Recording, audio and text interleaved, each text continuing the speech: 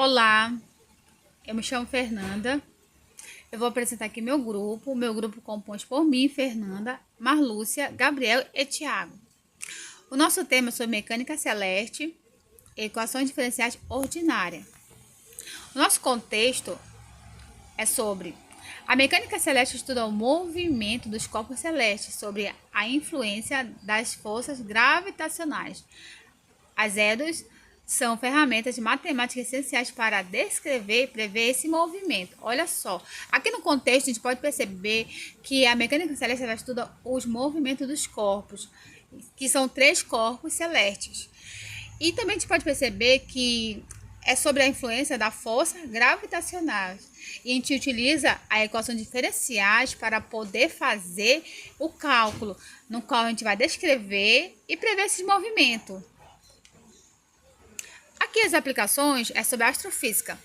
A astrofísica é a predição da órbita dinâmica estelar. É muito importante a astrofísica sobre o cálculo, porque a gente vai utilizar a parte como eu posso dizer, do fenômeno da natureza. Que a gente vai usar o quê? Fazer cálculos, usar EDOs, que são equações diferenciais, para calcular sobre a órbita, sobre movimento, sobre a gravitacional, tudo isso. E é importante a gente ter esse domínio para que quando a gente estiver fazendo um cálculo, a gente saber já por onde começar.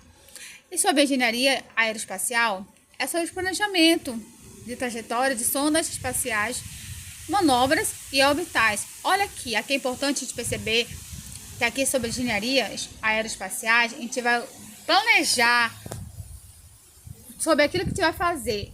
Para isso, a gente vai fazer o quê?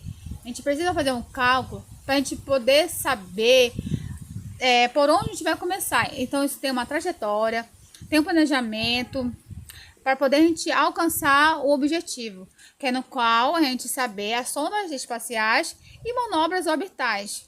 É importante ter a engenharia aeroespaciais sobre o planejamento.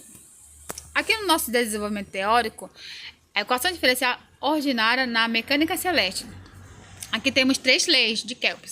A primeira lei é a lei das órbitas, na qual os planetas vão se mover em orbitais, vamos supor assim, com o Sol. Eles vão estar sempre ali se movimentando.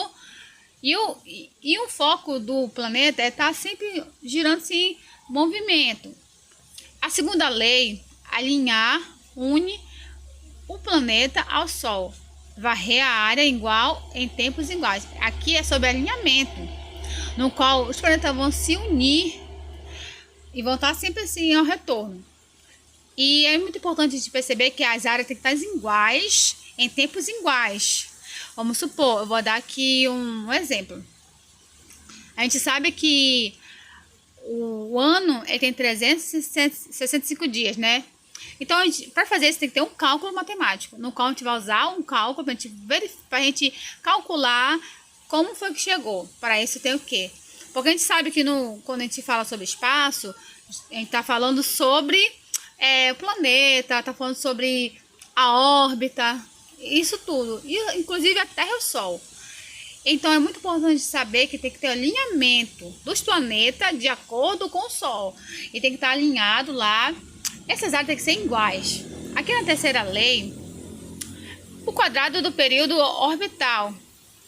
É muito importante a gente entender que sobre esse quadrado do período orbital, ao se relacionar, a se referir ao cubo do semi-eixo maior da órbita. Olha só, a órbita, a gente percebe aqui que aqui a terceira lei, ela fala sobre os períodos. Bora supor os períodos. Vou falar que a fase da Lua, bora supor, é um período. A Lua, ela tem as 4 fases, né? Então, nisso ela passa por um período, ela passa por um cálculo. Como é que os cientistas vão saber se ela vai ter aquele período dela curto ou não, qualquer hora ela vai começar, tudo isso. Isso leva a um cálculo matemático e é muito importante saber sobre isso. Aqui o desenvolvimento continua. O problema é em 2 corpos, EDOs, que descreve o movimento relativo entre 2 corpos, sob a influência mútua da gravidade. Olha só. Então, é importante a gente perceber que, ao descrever sobre esse movimento dos corpos celestes, a gente tem que entender se ele tem relativa, se ele tem o quê? Se eles estão iguais. Relativo entre os dois corpos. Que isso vai usar o quê?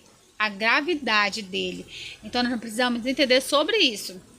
Agora, o problema de 3 corpos, expansão dos problemas para 3 corpos, resultando em sistema de Edos mais complexo, muitas vezes coático. Olha só, aqui no problema dos 3 corpos, a gente vai entender que a expansão dos problemas dos corpos resulta em sistema de Edo, em cálculos matemáticos. E é muito importante de perceber que números são mais complexos. Então, é importante o cálculo diferenciar para desenvolver sobre a equação, né? Vamos supor que eu quero saber aquele corpo celeste. Eu vou falar sobre os 3 corpos. Então, eu vou usar uma equação para poder eu saber aonde vai chegar.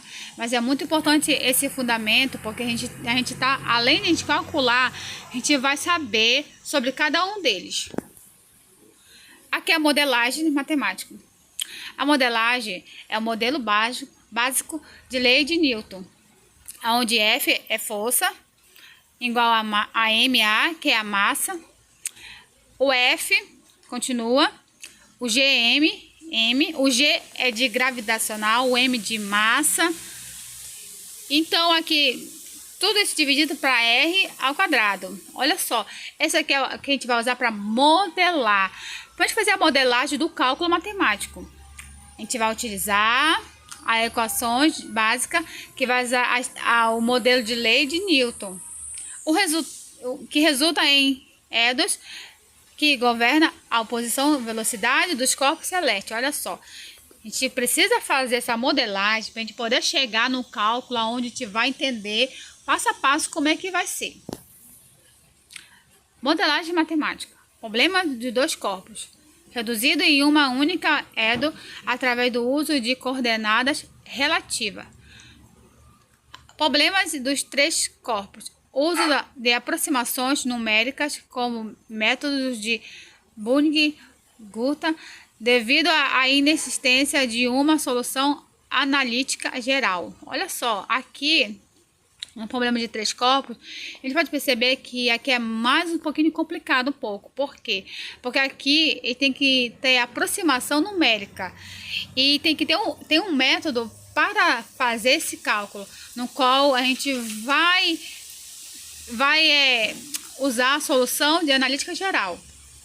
Aqui simulações computacionais, resoluções numéricas das Edos para prever trajetória, analisar comportamento dinâmico complexo. Olha só. Aqui análise e aplicações práticas.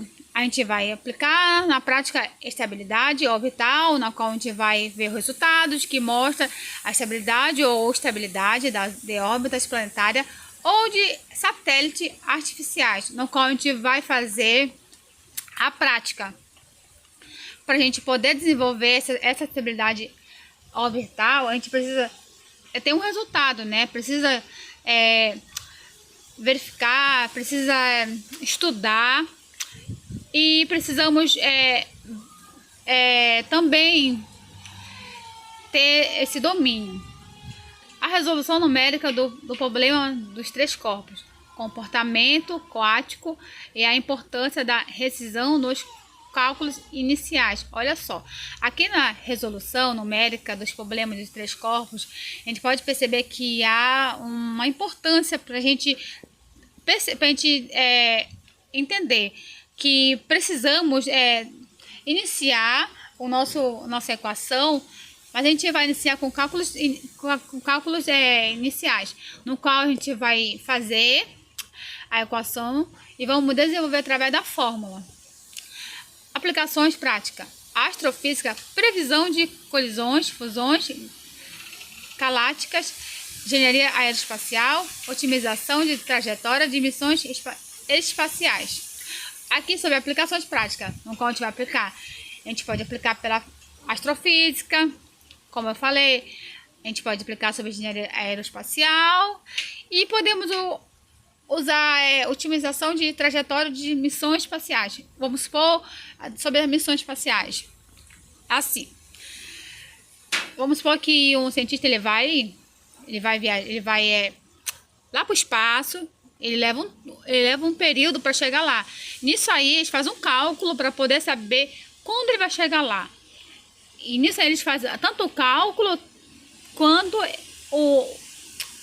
para onde eles vão, que eles vão no foguete. Aí, então, eles fazem aquele controle certinho para que não dê nada errado. Então, é muito importante essa trajetória deles, quando eles vão fazer, é importante entender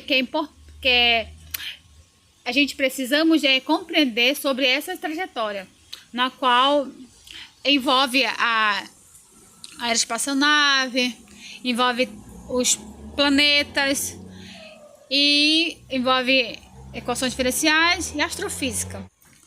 Essas que são as nossas referências. Muito obrigado. Agradeço por ter assistido. É isso aí. Esse é o nosso fechamento. Obrigada.